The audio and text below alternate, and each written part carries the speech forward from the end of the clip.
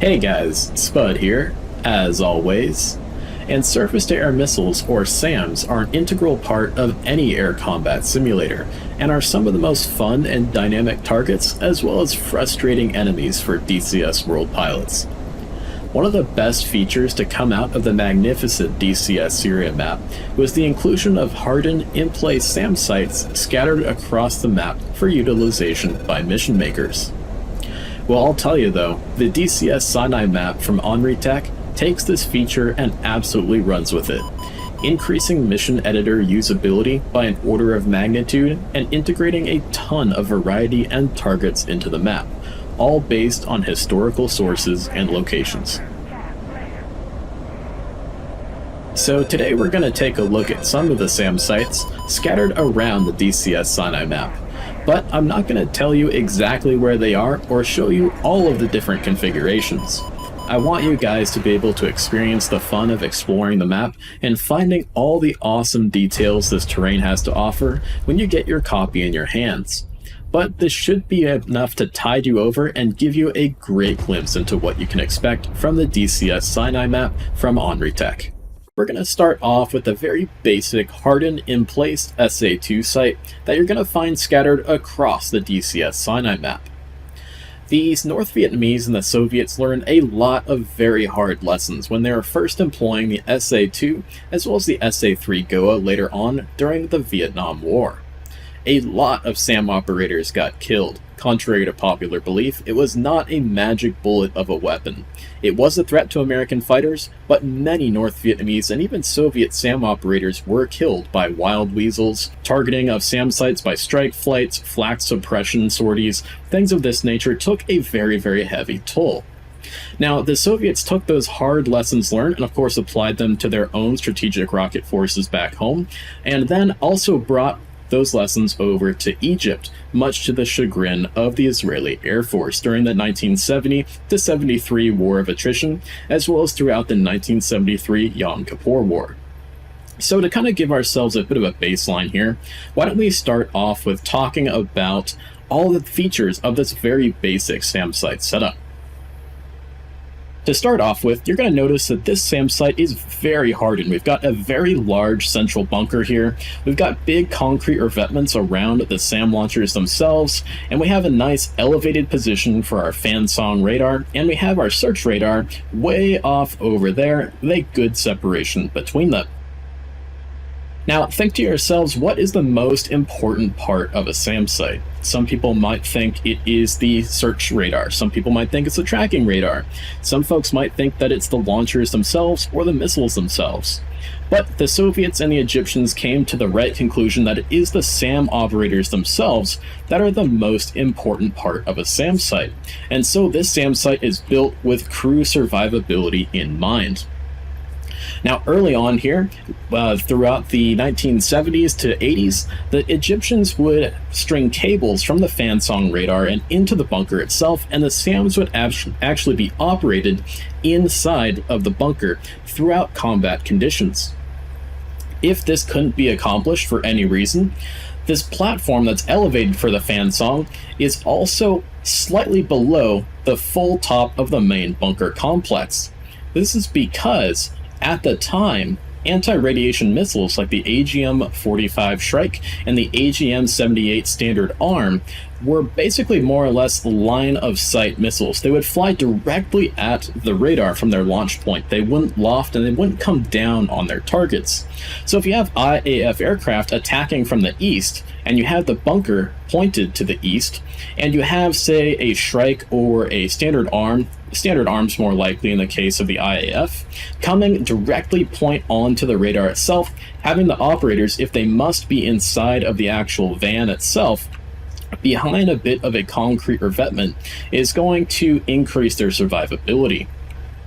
A lot of times back in those days, the missiles would be so accurate that they wouldn't actually explode far away from the van and pepper the entire thing with shrapnel. If the warhead were to fail, it would actually just hit the dishes themselves and knock the dishes off the top, and then you could come out, replace the dishes, and be good to go. In this context here, the Egyptians also had the wise idea to put these ramps coming up to that little platform, so that way in case the fan song did get taken out and you've got your operators securely and safely inside the bunker operating the SAM site, you just wheel a new fan song up the ramp here and connect all the cables and you're good to go. Also, another thing to note here is the search radar is pretty far off to the side of the main SAM site, and that's so that way that the search radar and the SAM site are not perfectly co-located on top of each other, but there are more complex setups for the search radar that we'll take a look at on our next SAM site. Alright guys, welcome to the northern shores of the Suez Canal. We're here at Port Said to take a look at our next SAM site setup.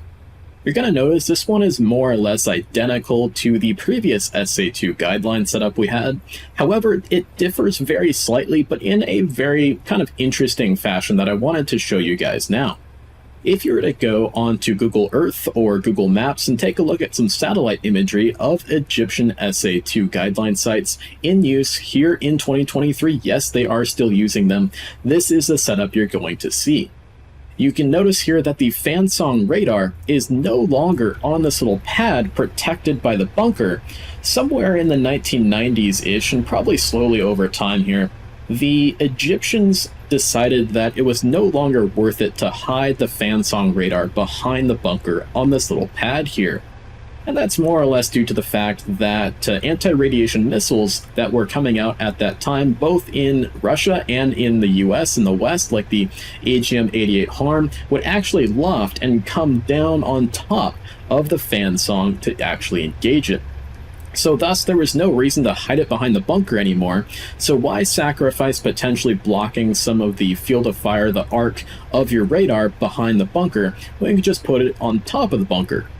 You'll also notice that this SAM site here near Port Said also has another little revetment right over there for the search radar itself to give it a little bit more protection in the event of someone dropping bombs on the SAM site, or potentially shrapnel from a harm or a standard arm or a strike hitting the fan song radar itself. So just a very small variation there, but definitely makes a big difference when it comes to authenticity for you mission makers out there. So if you're in a 1990s mission through to today, put your fan song on top of the bunker. If you're doing a 1970s war of attrition or Yom Kippur war situation, put your fan song radar on the little pad there. Alright guys, welcome to Number Next for our DCS Sinai SAM sites. We can see we got a beautiful shot here with one of the very nice bridges that goes right across the Suez Canal.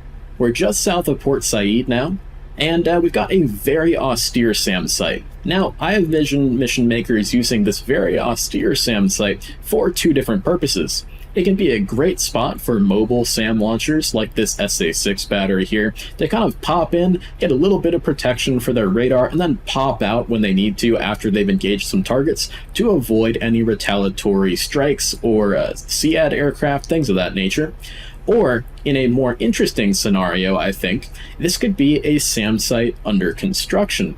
For those of you guys who may not know, a lot of American strikes were performed on SAM sites that were under construction in the latter part of the Vietnam War when they were allowed to engage those targets. In the beginning of the Vietnam War, those targets were restricted, but the Israelis knew better when it came to the war of attrition as well as the 1973 Yom Kippur War. Any SAM sites that were seen under construction were attacked almost immediately. This could be a great little target for a SAM site under construction, as well as, of course, those mobile sites we talked about earlier. So let's move on to the next one. Alright guys, our next SAM site is our first look at an SA3 Goa battery. And you can tell we're in the very green alluvial plain of the Nile River Delta at this point. And you can see that the Egyptians built their SA3 batteries very, very differently than they built their SA2 guideline batteries. This large central mound here is not an entire bunker complex like we saw at the SA2 sites, but rather just a way to elevate the tracking radar.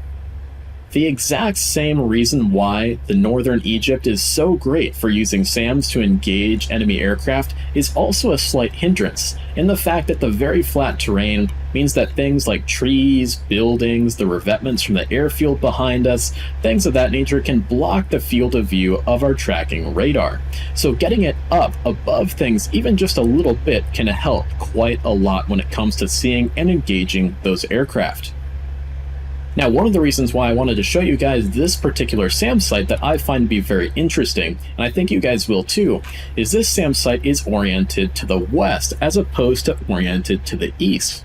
That is because the main enemies that these SA-3 operators are worried about are going to be Libyan MiGs who are conducting raids onto Egyptian territory. As you guys may know, throughout the late 1970s and throughout the 80s, there was a pretty prolonged conflict that occurred between the Libyans and the Egyptians. It saw a lot of very cool and interesting combat that can be recreated on the DCS Sinai map that saw aircraft like MiG-23s engaging MiG-21s and MiG-21s engaging other MiG-21s. Things of that nature that really saw a lot of Soviet equipment fighting other Soviet equipment in pretty large air battles. Pretty interesting stuff that I think will be fun to recreate on this map as well.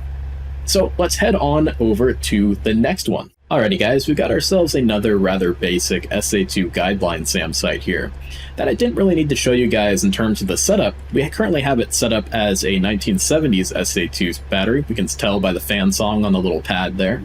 But it's interesting because the Soviets also brought over to the Egyptians the idea of placing SAM sites near civilian infrastructure as a way to potentially hide and make pilots and planners think twice about engaging and destroying the SAM sites themselves with bombers because they're so close to civilians. This was a real sticking point for American planners and a really kind of political no-no for American pilots to potentially get into a situation in the Vietnam conflict where they would be dropping bombs on civilian areas. And of course, whenever a bomb did errantly fall onto a civilian area, the Soviets as well as the North Vietnamese definitely took every opportunity to exploit that for propaganda purposes, and the Egyptians did as well during the 1970s. Alrighty guys, as we keep moving south, closer and closer to Cairo at this point, we can see the SAM sites are starting to get larger and larger. This is our first kind of SAM site where it's two sites that are kind of mashed together. Now this site can be up to the mission maker. It can be both a normal SA2 site that we've looked at a few times now, off in the distance out there, combined with an SA6 site, or it can also be combined with an SA3 Goa battery. So we can see here that we've got currently combined with a SA6 site where we've got kind of the mobile tracking radar is kind of up on the little mound like we talked about with the SA3 site. We've got the launchers scattered around it, and then we've also in the distance over there got ourselves kind of a normal old-fashioned SA2 Guideline battery. Now, another interesting thing about this site is we have multiple different mounds at which we can place these radars on, including a nice mound right here to set our PR-19 up on to allow a better field of view for the tracking radar. So as you guys can see, as you get to bigger and bigger SAM sites, you'll have more ability to place these radars up nice and high, as well as away from the fan song radar that it's supposed to support. Now, one thing to note here is I don't have all of the revetments filled up with SAM launchers. That's kind of a realistic thing that mission makers may want to take into account, whereas it's very, very easy to see the revetments from the sky, especially when you're dropping dumb bombs, and to drop and pickle your dumb bombs onto those revetments. It's not quite as easy to see which ones are filled up with actual SAM launchers themselves.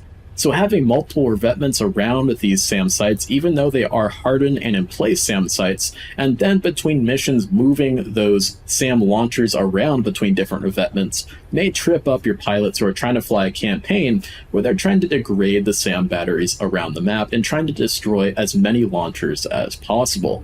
So food for thought there for you mission makers out there. Alrighty guys, on the outskirts of Cairo here, as we move further and further to the south, we're seeing the environment start to get more and more arid, and that's one of the reasons why I wanted to highlight this SAM battery in particular to you guys. We can see off in the distance here, it goes from desert to very, very green and lush rather quickly, and it's a very cool contrast on this map that I think a lot of you guys are going to love flying over. So back to the SAM battery itself here, we've got a combined SA2 guideline site. We've got two sites right next to each other, smashed up against each other. So that way they can mutually protect each other, as well as when one fan song gets knocked offline or one search radar gets knocked offline, the other can take over for it. So we have two centralized bunkers that we're pretty used to now for the SA2 sites to protect those SAM operators, as well as a storage area for some spare parts and things of that nature. But we also have two raised mounds off to the side for our two PR-19s, one to the south, one to the north over there, that are going to be able to give those search raiders a little bit better of a field of view for their operators. So very cool little SAM site here, and I think that this is going to be, in particular, a very, very cool target, having that combined two SA2 sites right together. And we can see off to the west there is out towards the Suez Canal, and then even beyond that is going to be the Sinai Peninsula, on out to the mountains, and finally Israel further and further to the east. Alright guys, we've gone from the very green and very fertile Nile River Delta to the windswept and very arid sand dunes of the Sinai Peninsula itself. Now this is a very cool little army base in the middle of the Sinai Peninsula near Melez Airfield that can be used as either an Egyptian military installation or SAM battery, or an Israeli military installation or SAM battery, depending on what year your campaign or mission takes place in. For this little SAM site here, we've got a couple little revetments to house a couple SAM launchers and a small V-shaped revetment over there to protect some radars. And I decided to emplace some SA-11s here. The Egyptians are large users of the SA-11 as well as the SA-17. And we can see here on this little elevated position for the SAM site, we have that large military installation down there in the valley below to protect with our SAM sites. So again, a very cool and very interesting SAM site to kind of show you guys the wide breadth of the different installations that are available to you to play with as a mission maker and as a pilot on the DCS Sinai Map. Alright guys, I wanted to wrap up our look at the various SAM site types on the DCS Sinai Map by taking a look at two empty SA2 Guideline batteries. Now I wanted to emphasize to the mission makers out there that just because we can see hundreds and hundreds of SAM sites on the mission editor map and on the F10 map doesn't mean that we need to fill up each individual one to make a good mission. In fact, it wouldn't be realistic to fill up every single SAM site with an operating SAM battery. A lot of times the Egyptians would move their SAM sites, even their relatively in place SAM sites like SA2 Guidelines and SA3 Goas, between different pre-prepared installations to keep the IAF or the Libyans on their toes and not be able to pinpoint exactly where even those strategic SAM sites are. On a side note, if you place SAM sites in every single in-place SAM site that you had on the DCS Sinai Map, somebody's server for a multiplayer mission might catch on fire and explode. So there are a lot of these things, and you don't necessarily have to fill up every single one to make a realistic mission. In fact, it might even be a good idea if you're trying to recreate the War of Attrition or a Yom Kippur War scenario, to have your F4s and your A4s attempt to bomb an empty SAM site and then think they actually schwacked a SAM site only to come home and realize, oh geez, there was nothing there. Well, there you have it, folks. An in-depth look at what you can expect from the SAM sites on the map and the real-life history behind the different variations of these very true-to-life installations. Keep in mind, this is only a tiny taste of the SAM site variants on the terrain, and there are countless other additions, both large and small, that I believe will make the DCS Sinai Map a fan favorite going forward. Big thanks to Eagle Dynamics, and huge thanks to map developer OnReTech, and make sure to like and subscribe if you enjoyed the video and learned something today. Thanks a lot guys, we'll see you in the next one.